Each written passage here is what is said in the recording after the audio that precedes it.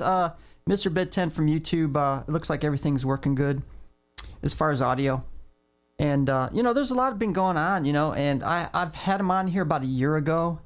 And a lot has happened since then. And there's a bunch of, you know, interesting topics. He does like PC versus Mac and, cell phone providers and things like that.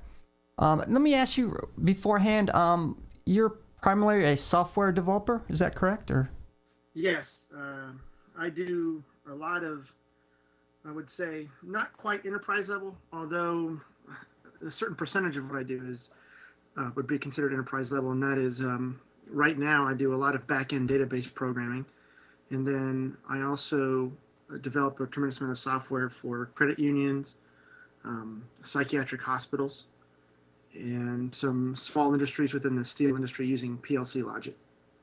now somebody's, I mentioned this on one of my YouTube videos, and I don't know. They said, "Hey, he's a pretty good developer." So I'm like, "Oh, okay," because I couldn't remember if you were a developer initially. So, eh, Yeah, no, I've been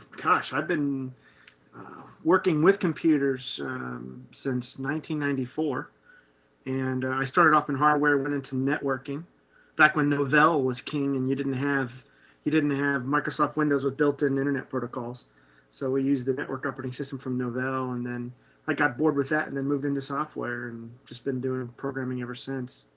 okay. Now I don't know if you is there any primary platforms that you do, or Windows is my biggest client base. I have a few that are on Linux, very old versions of Linux, like Red Hat 5.2? 6.5. So they don't change. The program is written in it way back when, and it's still running, and they're content with it. So I have a few Linux clients, and I'm starting to get into Macs a bit via on some of the hospitals. Some of the doctors that I work with are Oh yeah, prefer they like the Mac. Macs. Yeah, doctors. Yeah. So I'm starting to get into Mac development and trying to make some sidebars to my applications that were originally written for Windows environments for the Mac. Okay, let me ask in the chat room. Can everybody hear Mr. Bit 10? Okay, the audio. Just want to do a heads up first. I'm guessing you guys would probably let me know though if it wasn't loud enough. But okay. Um, and there's because I go on a lot of these internet forums like on for Mac and PC and stuff, and I see a lot of questions brought up. And now it's not necessarily that I believe these rumors or what have you, but I think some of them are maybe true or untrue. So I figured it'd be kind of interesting. And one of the biggest ones I've been noticing um, is Apple is have a tendency of moving away from the professional market, and I see kind of, and I got it listed here the different reasons why, and some of them might actually kind of go into it. Do you, what are your thoughts on that? Well, I've definitely been known to post on Twitter about how I've been an Apple user, good Lord, for quite a while. I actually was a Apple technician for their first, well, that was like second, like the LC models and all that. And that was way back in '95. So I've been with them for a long time, and they were very heavy and starting to move into you had servers, and they weren't ever as big as Microsoft, but there was still a presence, and they actually got into the G5s building a supercomputer, and even though that was through a university, there were many banks that actually used Xserve applications for routing credit cards and things like that. Lately, I felt that they've been pulling away from the enterprise.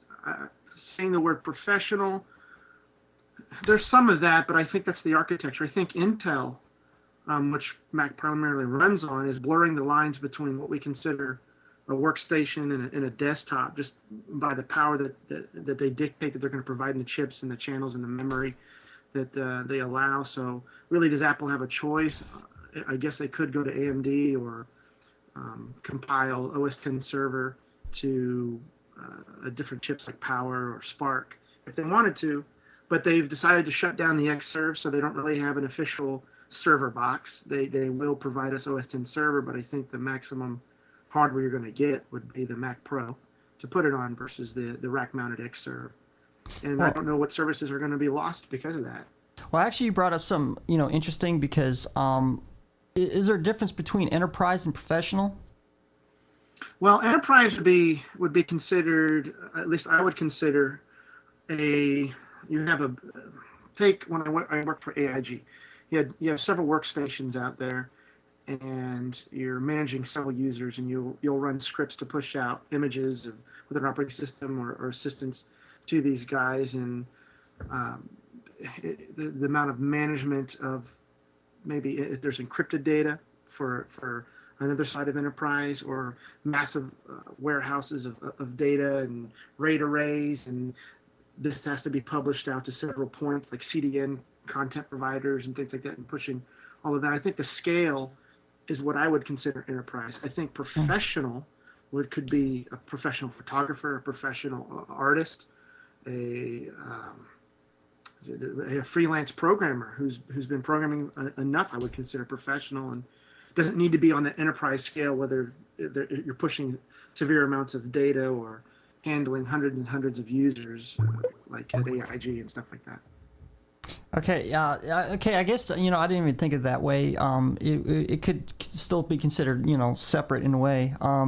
Now, of course, you mentioned with the Xserve being discontinued. I heard the biggest reason they continued Xserve was because it just didn't sell well. I don't know. You consider that's the primary reason or not, but. Well, definitely, I did hear that it didn't sell well, but I think that they just didn't put enough into it. I think Apple stays very focused, and they do something very well as right now, and it's obvious that they're the king of the mobile space for now. They are certainly pulling in the revenue to prove it. Whether or not they have market share, which is a video I just made, they certainly are very profitable in that space for now. They could have gone different directions for the Xserve, but perhaps they just chose not to. They had some, I think, big clients using Xserves, and they may still they may still provide services to those clients. I mean, after all, if they're big enough, and may have some special deals under the rug. But I think for just anybody who's willing to start up, I don't think that they're going to offer the Xserve or any of those services. Now, it could get into, well, what about these editing houses? Because they have a tremendous amount of software to assist Final Cut Pro and the server backends for Final Cut Pro. And I wonder, you could run those on Mac Pros, but I've seen shops that were using Xserves and things like that. So I don't know what direction that would go in. I have heard people making their main servers in these editing bays Linux, and they tie in Avid and all this other stuff. So yeah, like for rendering, I guess. Yeah, I'm not quite sure the direction they would. Do you really need an Xserve for that? I don't know. I did, but yeah. These are questions that come up. And okay, well, they don't sell well. Did you try to provide the services out there, or you just felt like there was too much competition in it? Maybe Linux is dominating it as it is on the web end, and Microsoft's got a lot of the closed application loops and things like that. So now I know there's just not enough room. Yeah, I know. Once they kind of discontinue the Xserve, they kind of putting the server version on like the Mac Pros and the Mac Minis. I don't know if that'd be a viable solution versus Xserve or not. No, a Mac Mini is definitely not going to be the same caliber hardware as what you would expect in an Xserve or servers you would put it in racks.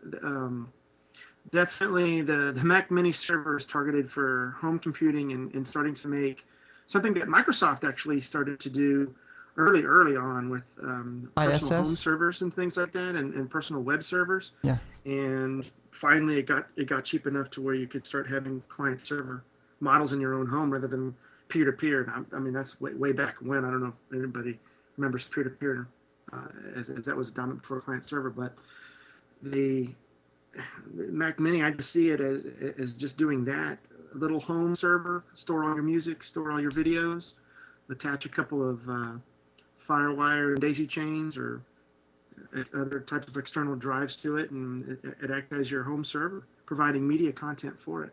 Well, So you might be able to use maybe the Mac Mini server for small business. I don't know if even. well, it depends. Sure. I mean, how big is your small business? I Yeah, mean, yeah, yeah, absolutely you could. Look, I have clients that are doctors that would use XP Pro as their server for running it for 4 people, and they got by fine. I mean, there's certainly any kind of hodgepodge setup you can get. I'd say if you're a business and you're concerned about security, I would definitely want to make sure you have all the correct protocols in place and the best possible network topology that you can. and okay, another reason people are saying they're kind of getting out of the professional scene that with upcoming Lion that a lot of it's kind of have like an iOS type interface for some of their features. I've seen some of the previews offhand. I can't remember. I think you press a button, these little program icons come up like you would see on the iPad, the iPhone, and now they're saying a lot of people are saying, oh, it's going to go to iOS, vice Mac OS X on desktop computers, at least for the Mac. I think that eventually both Windows and OS 10 and perhaps Linux maybe in the future, even with utilizing Android, and it certainly could, if HP wanted to, it could bring WebOS into the Linux side of things. But Windows 8 is getting ready to run on ARM architecture, and I think that Windows Phone 7 will have some integration into Windows.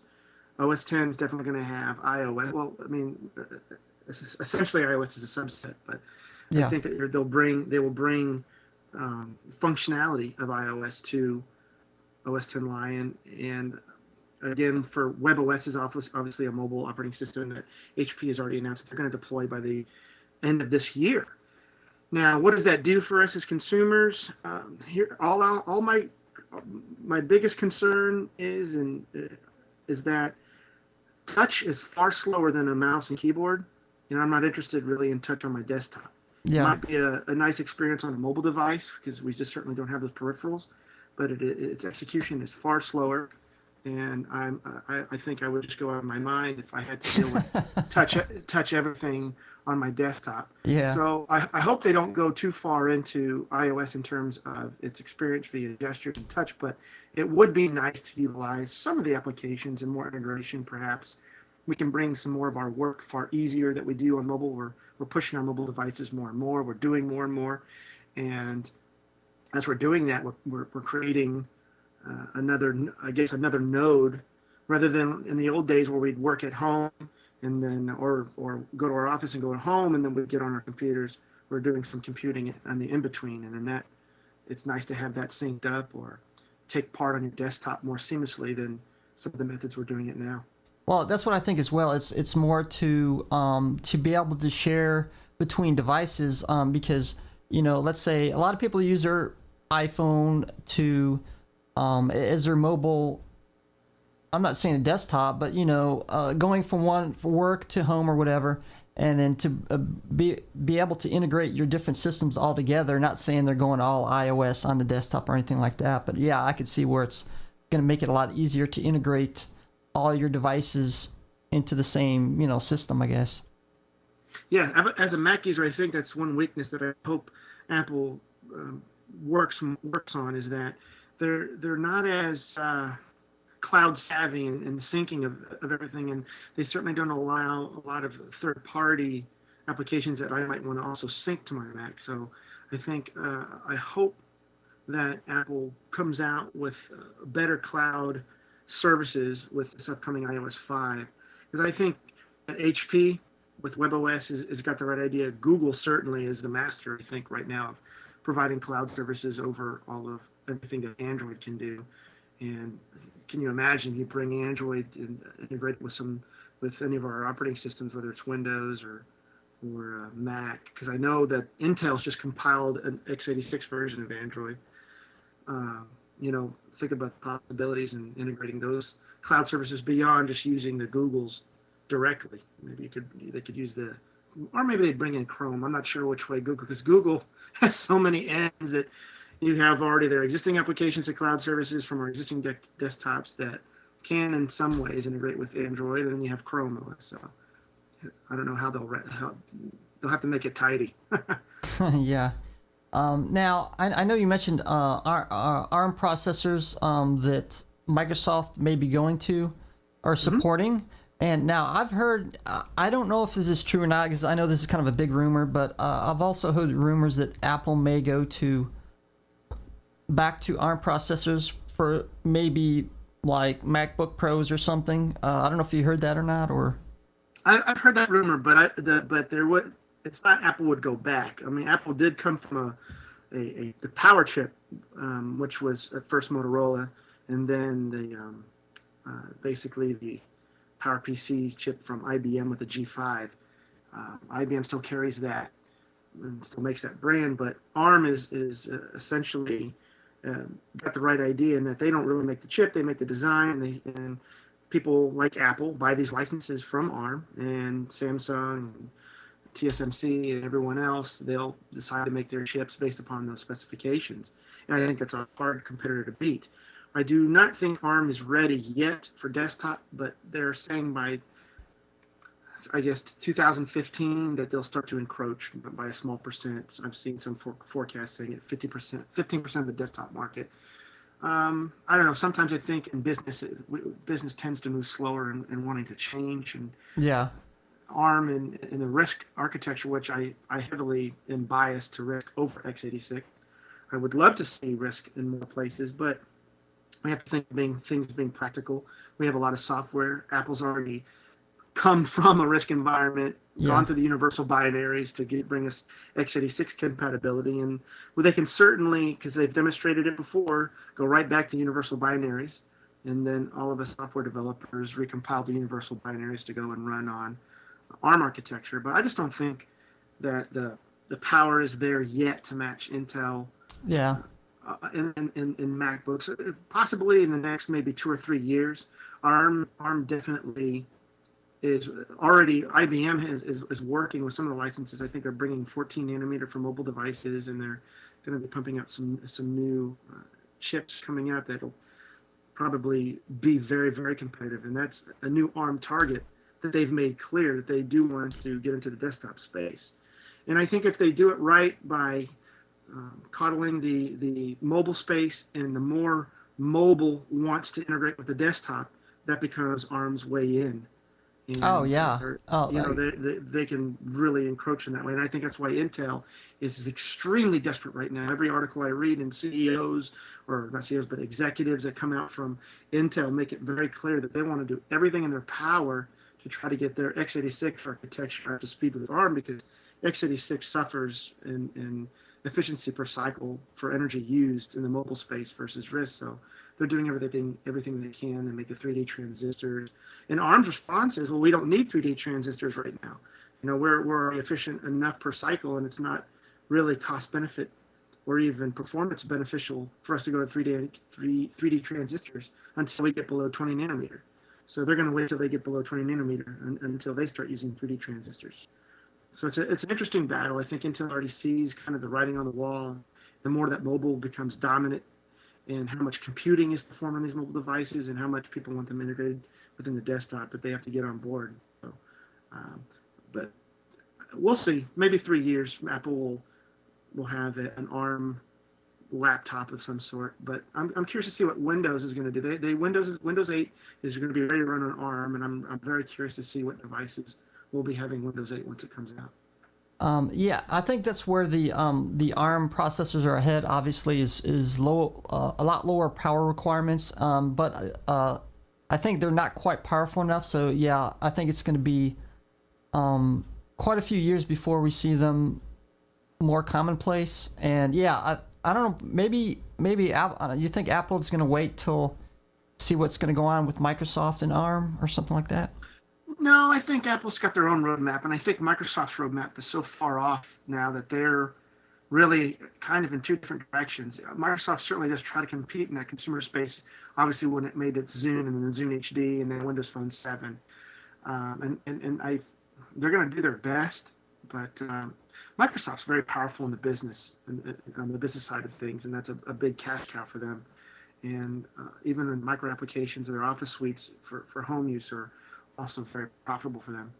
And I think by bringing Windows 8 and making it more versatile and putting it on mobile devices, I think they consolidate what they have with their operating systems and probably make it easier in-house to possibly bring more applications that they have in other departments to this ARM subset of Windows 8 and start bringing more of the Microsoft services to that side, giving us more options and more integration with services as mobile becomes more and more dominant for computing.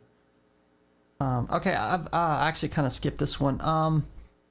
And yeah, I think some more people are, since they're finally redoing Final Cut Pro, they're going to call it Final Cut Pro X. And, I think the interface, people see the interface, it looks like iMovie, and, they're saying, well, it's going to be kind of like a downgrade, or they're calling it iMovie Pro, I guess. You think that's... what do you think the Final Cut Pro is going to be like? Is it going to be more powerful, or is it going to be less? They're geared more towards low-end users, because the price is also going to be set at $300, I think. Well, I only saw basically the demonstration, and I do use Final Cut Pro. I have Final Cut Studio 2, and I am by no means a professional in it. I'm very much a noob, and I do my best. I like to have fun with it. I like what I saw. I asked a very good friend of mine who is a professional editor, and he went on. He gave me a very lengthy email about concerns that he had for this Final Cut Studio 10, and so I found that quite interesting. And he was questioning this and that about the features, and quite frankly, that we haven't seen enough to maybe answer his questions and his concern. And so I guess it's a wait and see. I saw a lot of features in that Final Cut 10 that mimic some of the color functions that we have with color, and some of the functions that I saw in motion. So we'll see. I heard, and it was stated to me that no, there's going to be an upgrade to color, there's going to be an upgrade to motion, and that is just to be seen.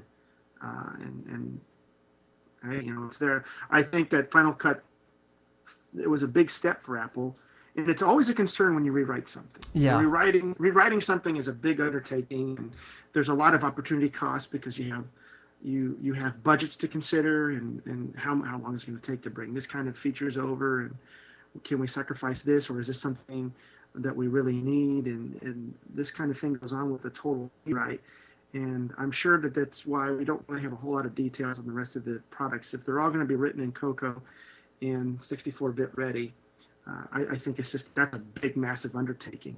And I've heard, quite frankly, that when this goes back to, was Apple really leaving the pro professional market?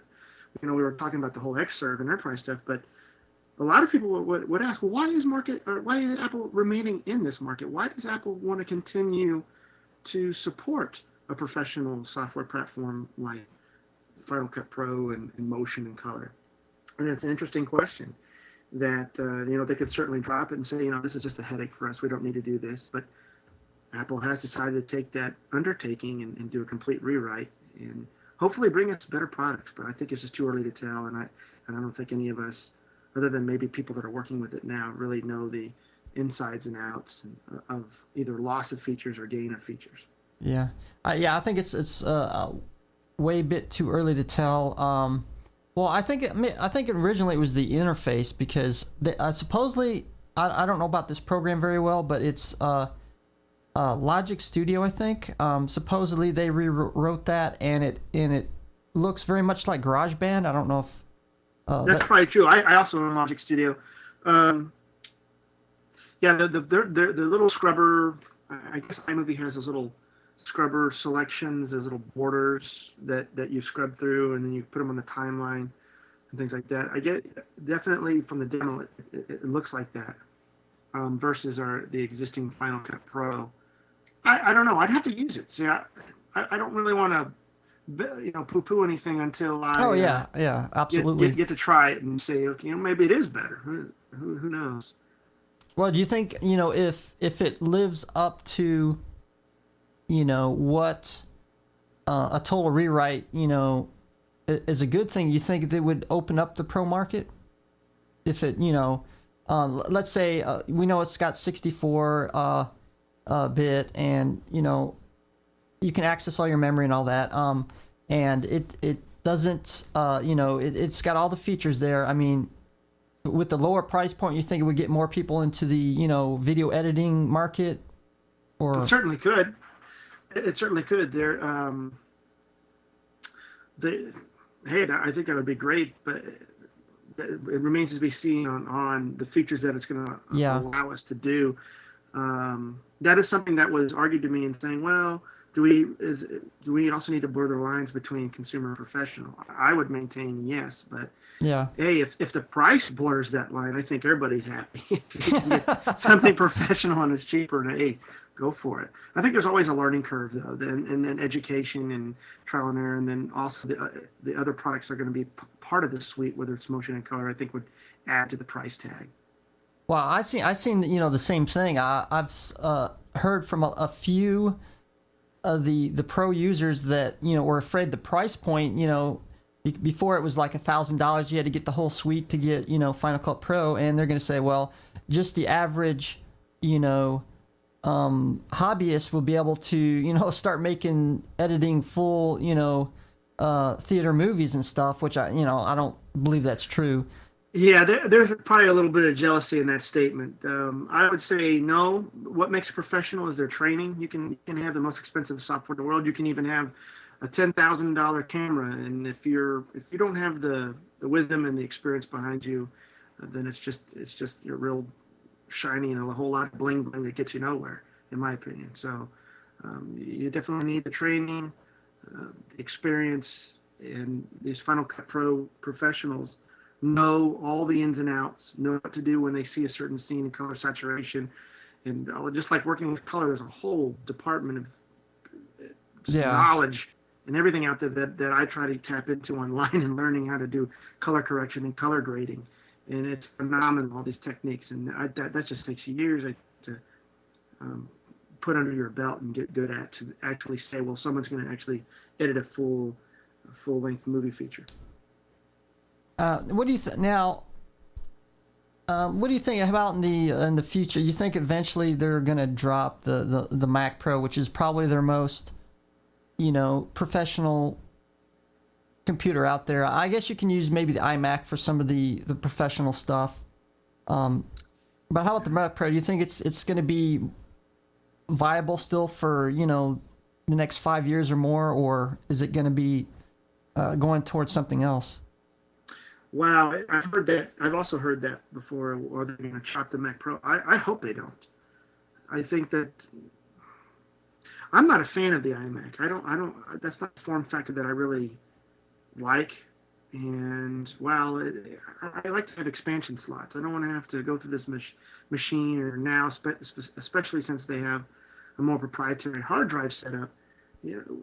Professionals, when you buy a professional computer, you expect to be able to get into it and do things that at least a few years ago was considered what professionals would do, and adding expansion slots and changing out hard drives for easier video cards, and adding maybe digital devices inside for audio or video.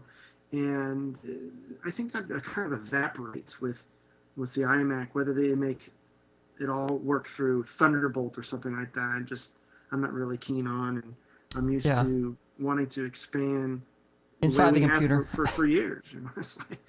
So I hope they don't get rid of it, but I've certainly heard rumors that it might be something that is considered.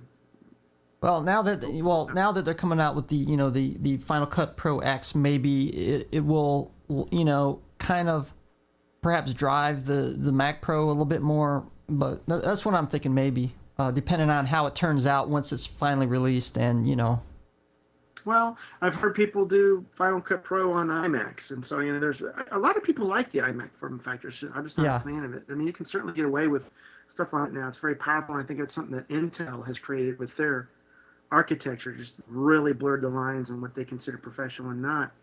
So it's going to come down to expansion and expectation of what they want their computer to do. If it's far easier through Thunderbolt and all this other stuff, or traditionally through expansion slots and all that. I do think the profit margins are probably pretty high on the Mac Pro versus their notebooks and maybe the Mac Mini. So they probably make more money per transaction when they sell the Mac Pro. So I hope they keep it around. Well, now it's not just the Mac Pro that you can run Final Cut Pro, because I think you can very easily run Final Cut Pro on an iMac. It's just Right. maybe the rendering that is not the best. So maybe if you could offload the rendering to. They have powerful CPUs in the iMac now, and the memory, and they're able to.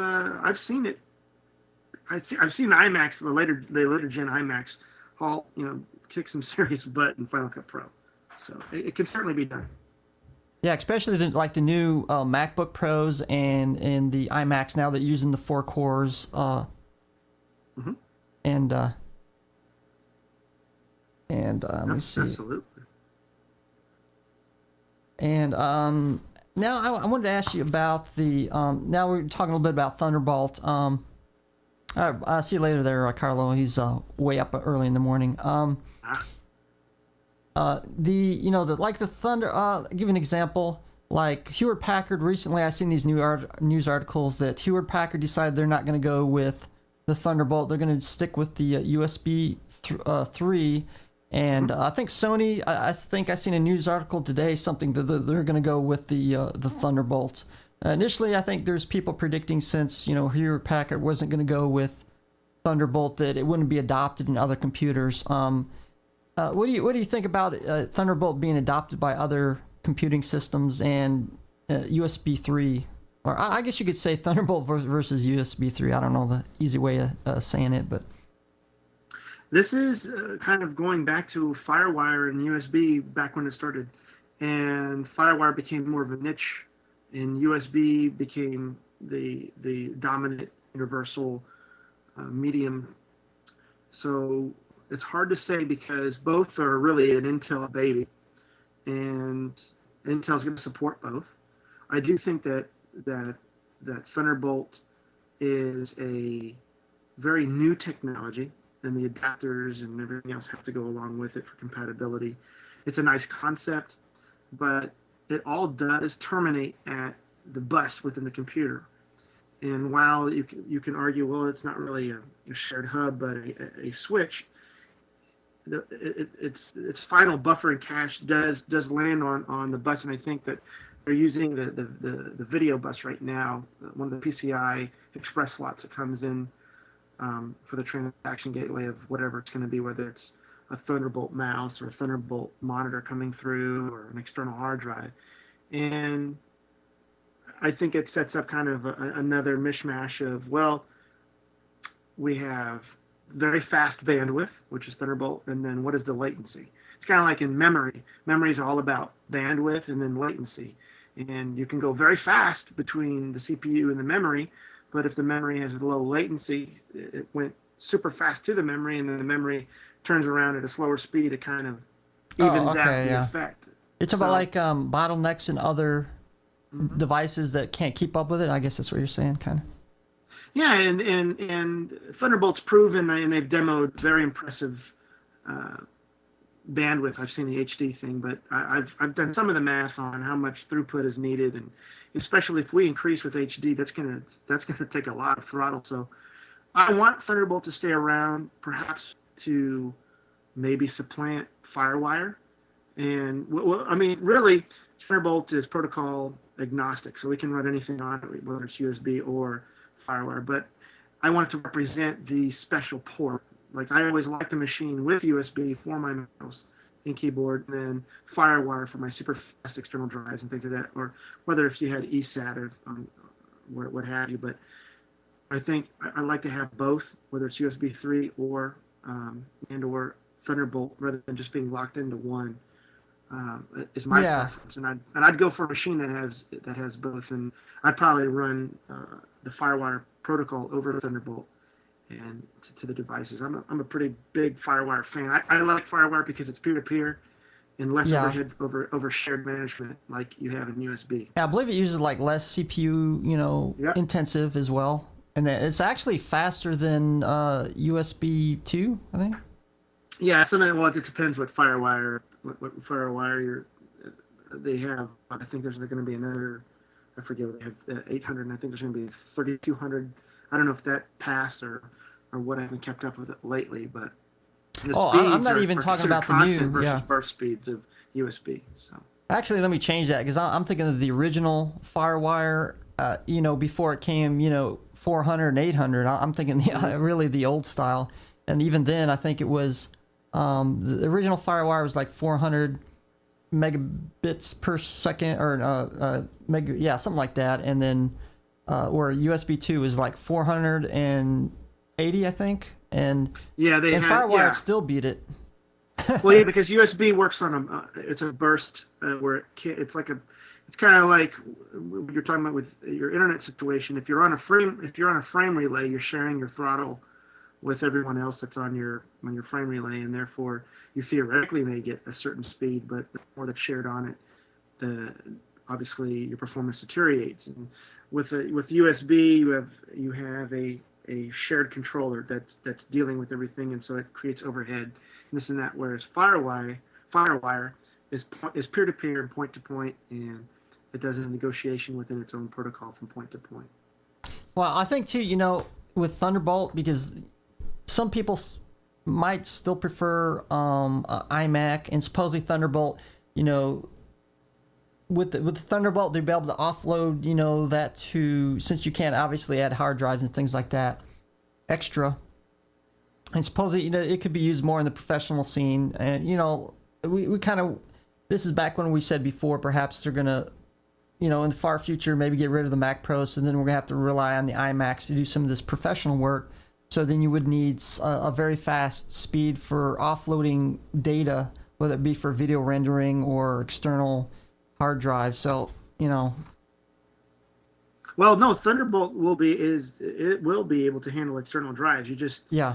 every device, whether it's a camera or a monitor or what have you, will have those little Thunderbolt point to point things where you can daisy chain them and things like that. I think there is a topology where, if I'm not mistaken, if it's a monitor or something like that, it has to be at the end point of the topology. Yeah, that's what I heard as well. Yeah, and you can, that's great.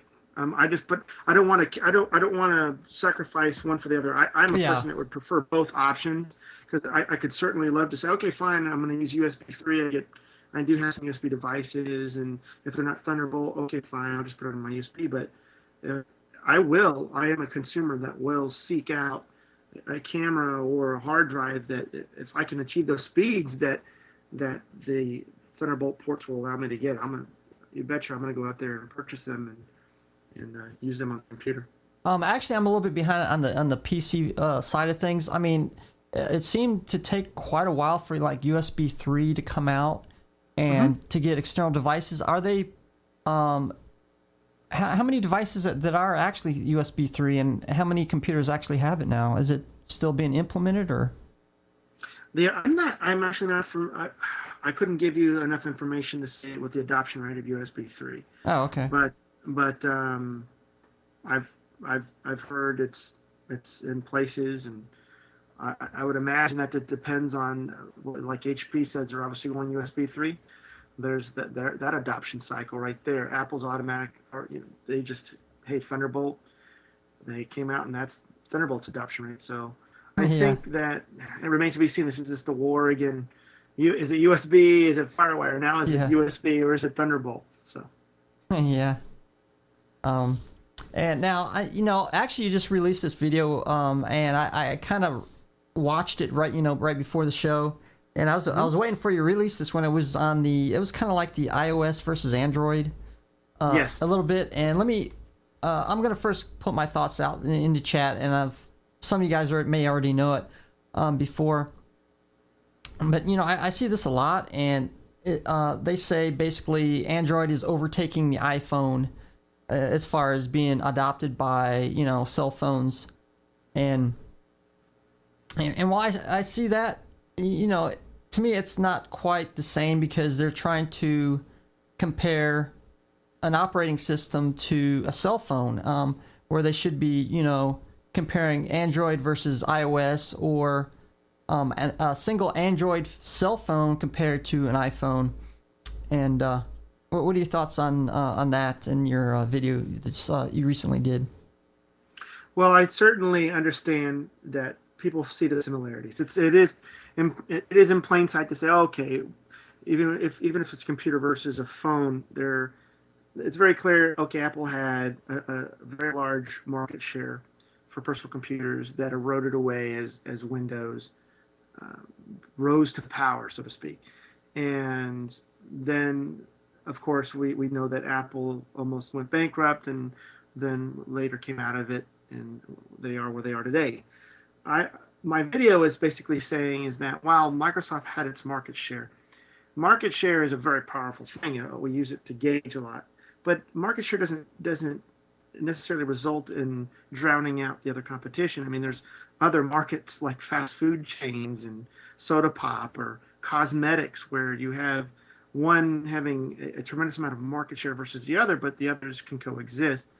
And my video's message was that Apple did not necessarily get brought to its knees because of market share. Yeah. Apple made too many mistakes, and those mistakes compounded, and it takes a long time, actually, when you're a very large company, to finally drain yourself dry to a point where you are on your knees and you've bought yourself into a corner. And the message of that video was, look, Apple did this to itself. This is not really a market share thing.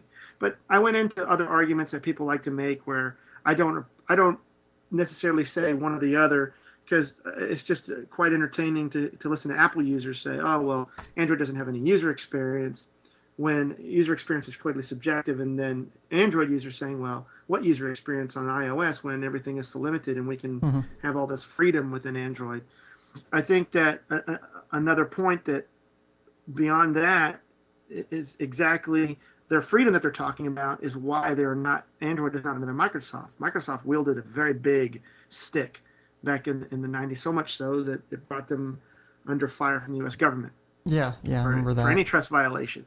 And Microsoft had an extreme amount of control over the OEMs, HP, Compaq, Dell, and all this, and dictated a lot of rules.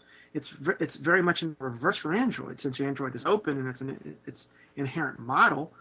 Carriers get to say what they want to do with Android to a larger extent than I think perhaps Google would like, but I think Google's trying to make some uniformity with Honeycomb and trying to get these OEMs to follow suit. But there is no big stick with that, where Microsoft could just punish an OEM versus another. If a carrier or a hardware provider just disagreed with Google, there's nothing to stop them from taking Android on their own and make it do their own thing. And then there's no licensing in what we understand that Windows had for Android. So take Verizon, for example, that took Android and made the Droid phone. That was their whole branding scheme. Yeah. If you take that same handset over in Europe, and it's called a completely different thing.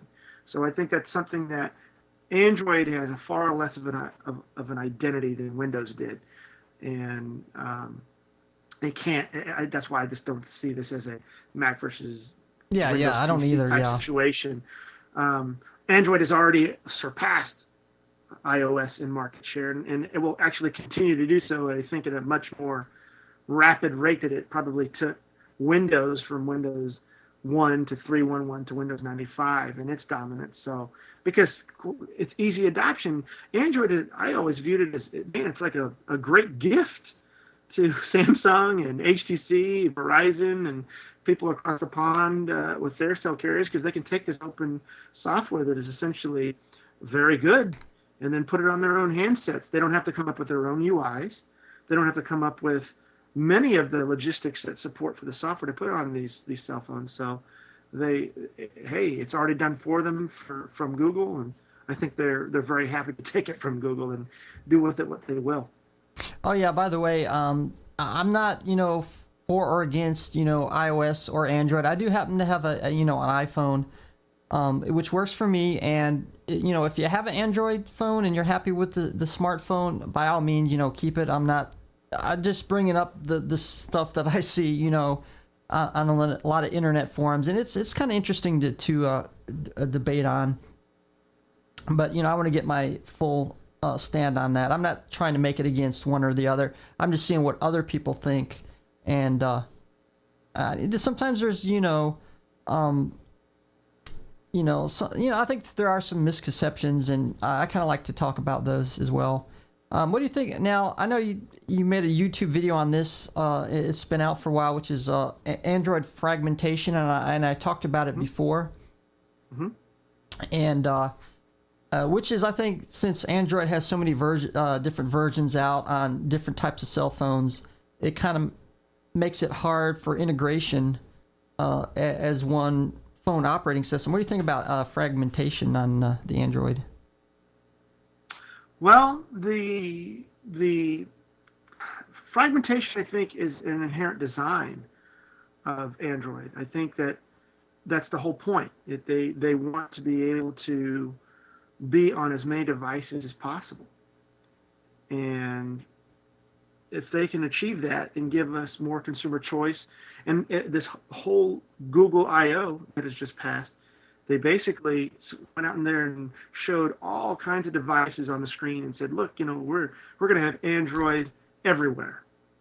And they're going to now focus on making it easier for programmers to put all the Android on all these devices. So, but where how are they going to do that? I think that they're going to be able to do it through some of the native like UI bars that they have, but I'd like to see the implementation going from a very small device and then a laptop and then back to a tablet. So I think fragmentation is an inherent design. It's something that Google understands and did. While it has its negatives, it also has its positives. Yeah, exactly. And that's the way I look at it. And we see the same thing. Of course, we got the Linux operating system, and of course, we got probably hundreds of different distributions, different versions, and we see the same things there. Now, recently, I know that Google kind of started to lock down a little bit on the Android, just I guess in an attempt to straighten out some of the fragmentation problems. I guess first put it on certain phones first, and then release it to like tablets and other things. What do you think about Google doing this on the? Can you repeat that? You blocked out. Oh, I'm sorry. Like recently when Google kind of, I think it was with Honeycomb. Didn't they lock it down where they're only providing it to certain cell phone manufacturers in an attempt to prevent some of this fragmentation, and then eventually they're going to release it to other parties like tablets and other things?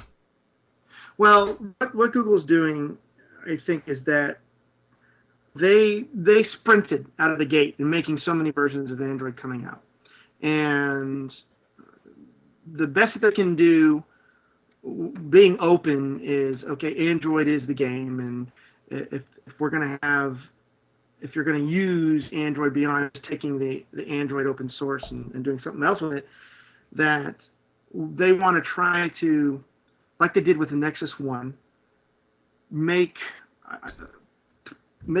I guess a bar or a template for what they would like Android to do or represent in functions. I mean, I've seen at this Google I/O a tremendous amount of neat functions that they want to deploy, and I don't consider a lockdown. I think it's just what we would say a pre-release to VIPs, if you will, of Google developers, and then these VIPs that they feel are big power players in the distribution of the Android operating system um, are going to get the best treatment and they're going to work with them versus it's going to then be released in open source after that. So I think that they want to be on the same page and basically try to get at a slower pace and say, okay, we understand that we outpaced you guys before. Now we're going to slow down a little bit. We're going to work together and provide, I guess, a better hardware to software feature fit than they had before. Yeah, I probably chose the wrong words. I said lockdown. I could sometimes I don't use the correct words, or yeah, I guess pre-release would probably be a better word. And make it sounds like I'm trying to rant on Google. I'm not necessarily doing that. Or now let me see. I think there's a few more. Now I've talked about this with some earlier guests. I think last week, and this is with the Google Chrome Notebook. And I forget, it was like CR48 or something like that. Now, I didn't realize until recently, but the way they're coming out with their pricing scheme for like businesses and I guess like students, where they're gonna like rent it, I guess monthly, and you provide hardware support and all that, and where it's gonna be all based in the cloud. Now, some people, it was kind of split on this. Some people saying, well, I think, it's not going to work. And some people say, well, it's for a different target. They're targeting mostly students and businesses. Well, there'll probably be some regular home users might buy into it as well. So what are your thoughts on the Google laptop coming out? It's supposed to come out, I think, next month, I believe. I'm not a big fan of computing on the cloud. I like the cloud to provide services of interconnectivity and backup and other exterior services. But I'm very skeptical, and people can laugh at me for that. I'm very old school. I like distributed computing rather than more centralized computing, which I see the cloud as, and that's really going to be up to the consumer and what if it provides the services for them. I don't see why they wouldn't want to jump into it and not have to worry about bringing things home or doing syncing. And if it's all in the cloud, it's all in the cloud. They're content with it. And who am I to say as another consumer that they shouldn't be doing things like that? I would say that with the recent network outages, especially in Amazon in the EC2 and S3, and we've had crashes now with other cloud services, that I would hope it would get people to be a little bit cautious. My understanding of when I used to be in networking and had my certifications is that our logistical backbone is really not yet there, and I would probably still be of that same opinion that while we're better, that logistically we're not still 100%. And can you ever really get to 100%? Maybe not, but I still think that the margin for error of placing everything on the internet versus locally or distributively is greater chance for failure. So that's just my opinion. I'm sure that somebody can flame me or say no, we should all go to the cloud. Yeah, I can see clouds are going to have a problem. Because I think a lot of people like there's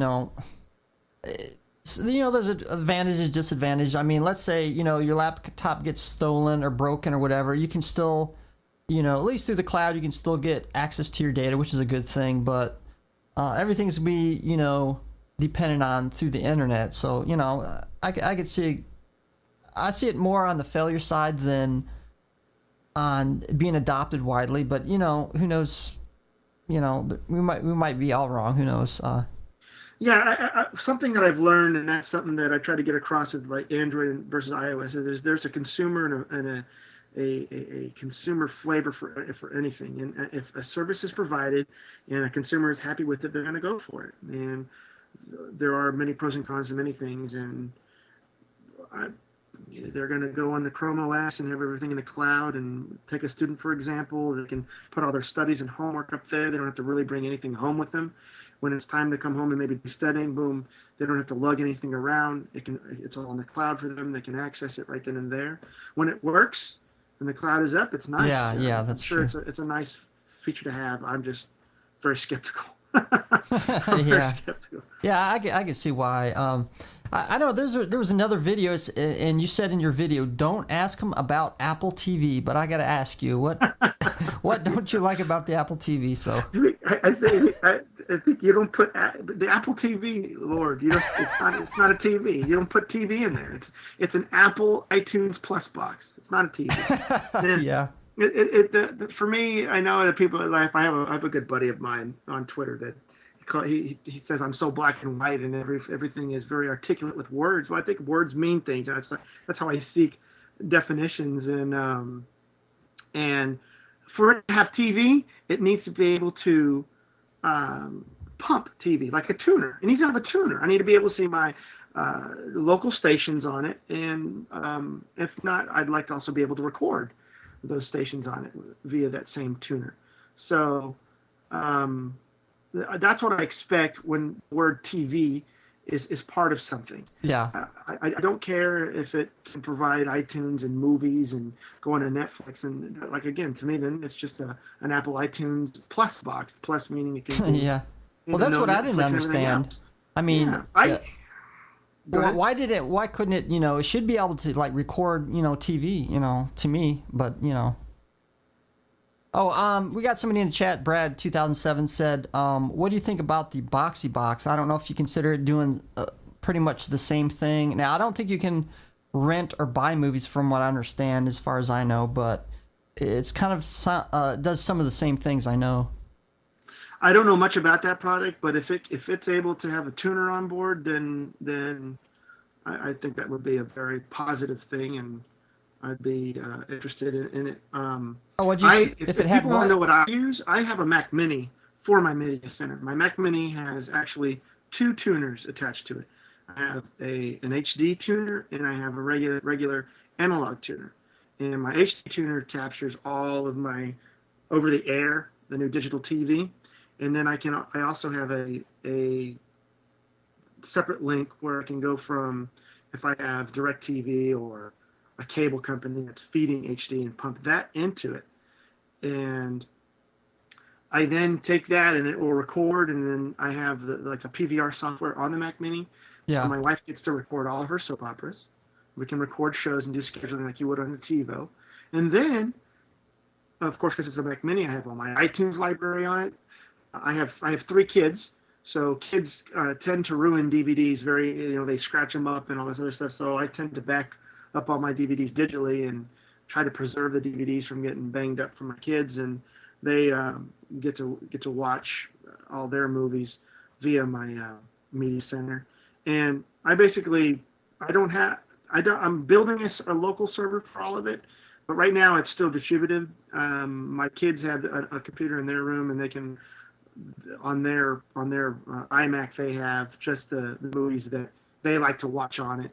And then if you go to the living room, I have a much larger library. And then on my Mac, attached to my Mac Pro, well, actually I shouldn't say attached to my routers, I have external hard drives where I do keep all of the extra media backed up. So that's the way I roll when it comes to media. I'm not interested in the Apple iTunes Plus box, and I can get 5.1 surround sound out of my Mac Mini, and I can get, since it's an older model from 2006, I can only pump 720. Yeah. But I'm going to replace it with a newer Mac Mini and put that older Mac Mini in my bedroom, and I'll be able to, I believe, get 1080. I missed what you said on the Boxy Box. You said if a Boxy Box had something that you would think it would be potentially if it is good. able to, if it has a TV tuner to capture TV. Oh, okay. Yeah, I don't think it does. Yes, they do. Well, then it's an awesome box. Then you can put the word TV in the name. Is that true, It's in Brad? a Boxy TV or something. Now he said, are you able to record from the TV onto the Boxy Box? I think that's what he's saying. Well, if you can record, that's a nice plus. But for me to be able to have TV in the name, it needs to be able to. Okay, he says no tuner. Okay. Oh, Yeah. no tuner. Oh, okay. Yeah, to me, it's kind of what it is. You know, if you could record, yeah, I think. Um, Now, I would probably use something like the Boxy Box and or the Apple TV just to bring in Netflix, which I do have an account, onto my family computer. But besides that, I do believe the Mac Mini would be a better solution simply because you can do a lot more with it.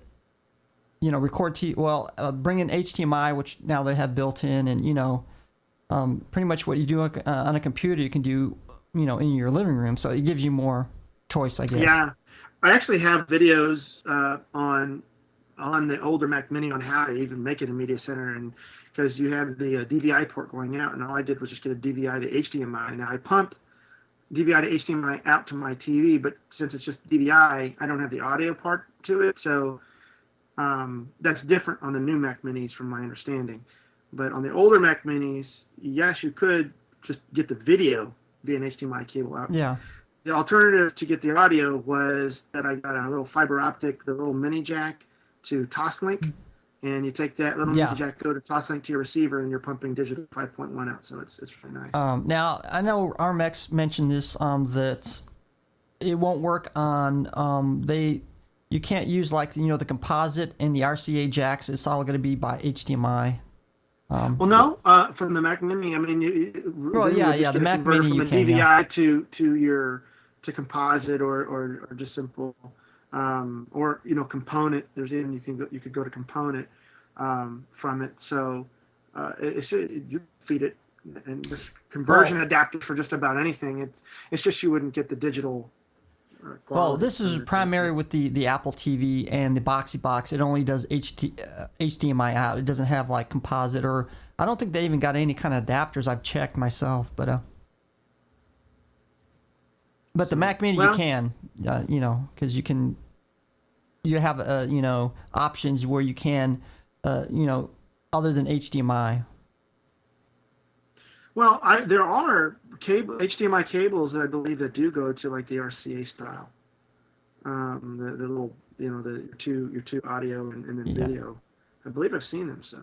Okay, yeah, I've seen the RCA jacks for audio, but I'm not sure about the video. I know the video is kind of a hard way to work around.